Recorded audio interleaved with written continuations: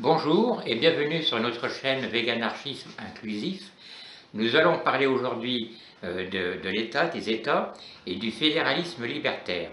En fait, nous allons donc opposer l'État et le fédéralisme libertaire. Tout d'abord, nous allons expliquer ce qu'est un État, comment les États sont nés, à quels besoins et pour qui. Et donc nous opposons ensuite le fédéralisme libertaire, comme je viens de dire. Donc, tous les pays sont aujourd'hui des États. Les États, ça s'est formé historiquement, petit à petit, soit par des alliances, des mariages entre seigneurs, ou par des invasions. Donc, c'est donc par la contrainte que les Français sont devenus Français, les Italiens Italiens, Espagnols Espagnols, etc., etc., etc. D'ailleurs, certains peuples revendiquent toujours leur autonomie, comme les Basques au niveau de la France et de l'Espagne, les Corses, etc. Donc, les cultures, les modes de vie, les langues régionales ont été interdites pour favoriser donc une nouvelle approche au niveau de ces États. D'ailleurs, quand une région a été intégrée à un territoire, les nouveaux intégrés étaient souvent victimes de discrimination de la part des anciens intégrés. Il y a par exemple l'exemple de la Savoie en France où ça a été très difficile pour eux. Voilà. Alors au départ, quand les États se sont plus ou moins créés, les serfs et les paysans étaient plutôt favorables à se soumettre à l'autorité du roi, tout simplement parce qu'ils espéraient en retour une protection contre les seigneurs qui, des fois, ouais, au niveau de la chasse, destruisaient les cultures, et bon, voilà. Et malheureusement, ces serfs et seigneurs étaient quand même soumis à la misère par les impôts et les taxes qu'ils étaient obligés de payer au roi.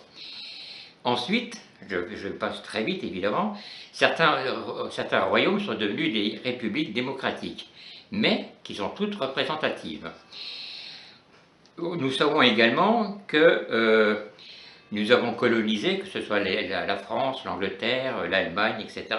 Nous avons colonisé les continents africains, asiatiques et américains. Nous avons également donc tracé des frontières, les tracés ont été arbitraires. Nous avons tracé des frontières arbitraires, sans consulter les peuples en question. Nous avons également ensuite divisé des peuples. Par exemple, je prends l'exemple de l'Empire ottoman qui s'est dissous vers à peu près 1920. Et nous avons donc tracé des frontières, créé des pays, comme la Syrie par exemple, sans s'occuper, si je suis l'exemple de la Syrie, du Kurdistan, qui se trouve à cheval sur plusieurs pays, la Turquie, l'Irak, l'Iran et la Syrie. Voilà. Donc on a vraiment fait, si j'ose dire, n'importe quoi à ce niveau-là, sans vraiment se préoccuper des intérêts des peuples autochtones. Nous avons également l'exemple des USA, où là il y a des frontières entre les différents États américains qui sont tracées presque au cordeau, et là sans se préoccuper des nations indiennes qui vivaient là avant, qui ont d'ailleurs été parquées dans des réserves. La fin de la colonisation, en fin de compte, on a mis en place des dictatures pour continuer à piller les richesses de ces pays-là. Dictatures mises en place, quelle que soit de notre côté la couleur politique des présidents. Certains pays ont dû s'endetter pour obtenir leur indépendance. Voilà.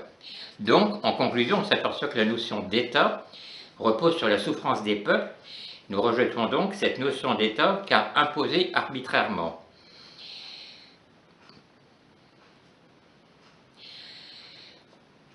Mais pourtant, aujourd'hui, beaucoup de personnes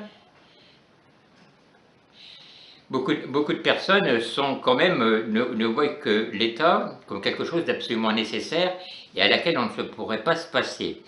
En fin de compte, nous avons sans doute une réaction identique aux serfs du Moyen Âge, qu'en fin de compte, on pense que l'État peut nous apporter une sécurité, notamment par des institutions telles que Pôle emploi, pour ceux qui sont chômeurs, enfin des aides aussi bien sociales, chômage, assurance maladie, etc., qui sont donc versées par l'État. Donc ça crée une espèce de dépendance à cet État. Pourtant, faut bien réfléchir que ce n'est pas du tout par altruisme que l'État nous donne généreusement, entre guillemets, ces quelques miettes, mais c'est pour mieux nous contrôler et anéantir tout sentiment de révolte, puisqu'on se sent protégé par l'État. Pourtant, en réalité, l'État est bien plus impliqué à défendre le patronat, les grandes entreprises, que les pauvres gens. On nous fait croire que cela crée des emplois, donc le pouvoir de consommer. Voilà. Donc, en fin de compte, ceux qui ont créé l'État, c'est donc plutôt le patronat, les grandes entreprises, enfin le capitalisme qui a créé l'État. Le peuple n'est en fait souverain que sur le papier, et quel que soit le régime politique en place.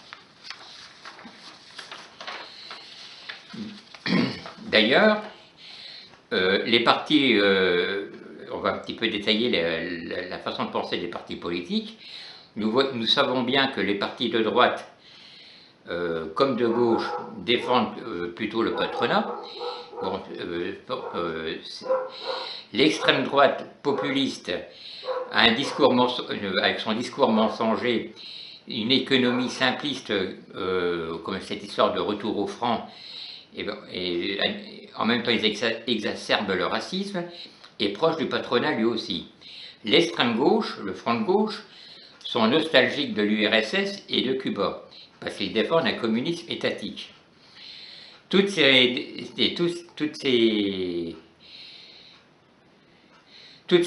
démocrates républicains, intéressés par la démocratie représentative, juste pour avoir le pouvoir, c'est leur seule ambition. Ils savent qu'ils garderont ce pouvoir en se pliant volontiers du capitalisme privé ou étatique. Pour ces raisons, nous rejetons l'État et la démocratie représentative pour une démocratie directe et le fédéralisme libertaire. Nous rejetons également toute frontière. Je vais vous faire maintenant lecture d'un texte écrit par Anarchie 23 qui explique parfaitement bien ce qu'est le fédéralisme libertaire.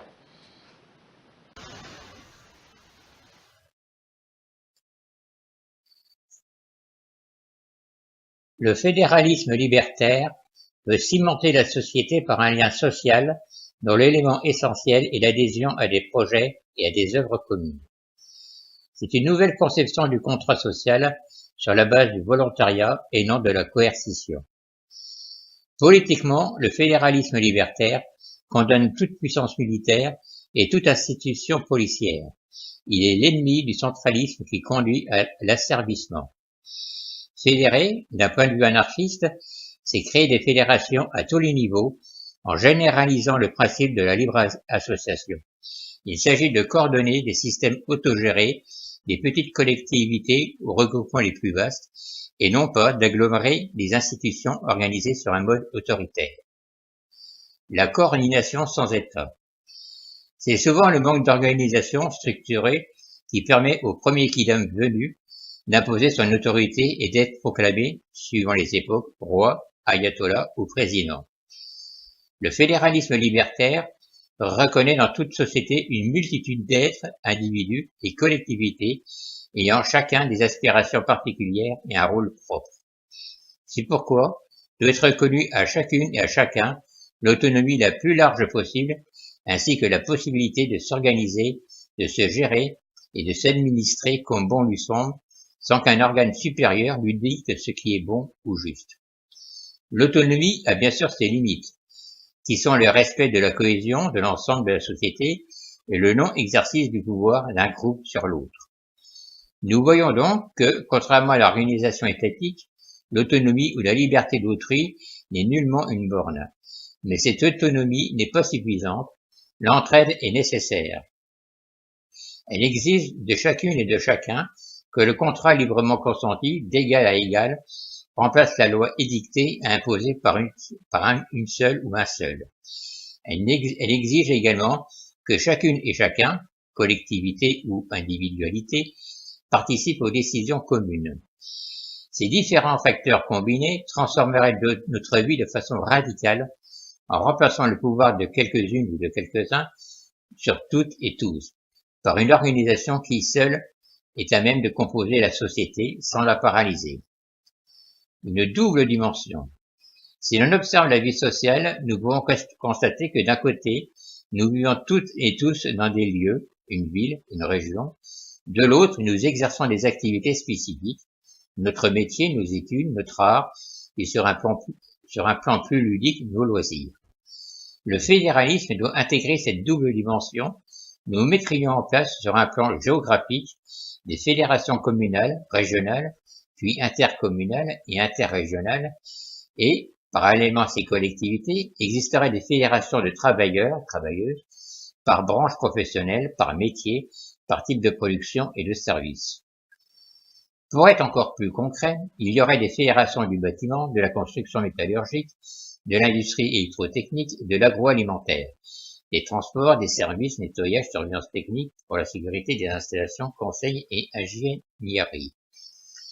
Nous devons également compter avec les multiples associations particulières qui compléteraient l'architecture de la société et qui seraient des actrices irremplaçables du mouvement social et de la convivialité. On ne peut en effet imaginer une société qui ne serait faite que d'institutions bien huilées. La coopération entre les fédérations. Ce double fédéralisme ne doit cependant pas nous laisser penser qu'il y aurait une frontière entre les fédérations de communes et les fédérations de travailleurs, travailleuses. Elles seraient au contraire, et par la force des choses, étroitement imbriquées. En ce qui concerne l'organisation de la répartition des biens, elles seraient prises en charge par des fédérations de consommatrices-consommateurs créées au sein des communes. Les fédérations de travailleuses-travailleurs livreraient les produits à des organismes communaux qui géreraient un réseau de dépôts autogéré par les habitants par quartier, village, etc. Car il faut bien que des travailleuses s'emploient à assurer le fonctionnement quotidien de ces structures. Leur particularité serait d'être contrôlées directement par les individus qui s'y inscrivent.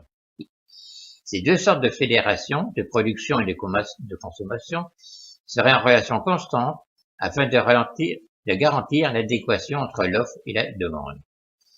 Sur le plan politique, les communes et leurs fédérations sont appelées à être des lieux de débat par le biais de forums locaux ouverts à toutes et à tous, sans distinction, réflexion sur les problèmes rencontrés, expression des critiques et des propositions, élaboration de projets. Fédéralisme libertaire, et mandatement. Le fédéralisme libertaire ne va pas sans l'autogestion, qui est la prise en main concrète et quotidienne par les individus et les collectivités d'individus de la vie sociale, économique, politique et culturelle. Dans ce système où il n'y a ni économie de marché, ni planification autoritaire, c'est la population qui décide et valide les grandes orientations lors d'assemblées des fédérations de réunions, de communes, de régions, etc. Comme il est impossible que tout le monde s'occupe de tout, des individus sont mandatés pour coordonner la mise en application des politiques ainsi définies et des équipes sont chargées d'étudier et de préparer des projets, d'entretenir les relations entre les fédérations et de faire circuler l'information. Si les mandatés prennent des initiatives, elles, le font dans le strict cadre de leur mandat. Elles n'ont pas de pouvoir décisionnel à proprement parler. Elles ne disposent d'aucun moyen coercitif pour imposer ces décisions et peuvent être révoquées à tout moment si elles ne respectent pas leurs obligations.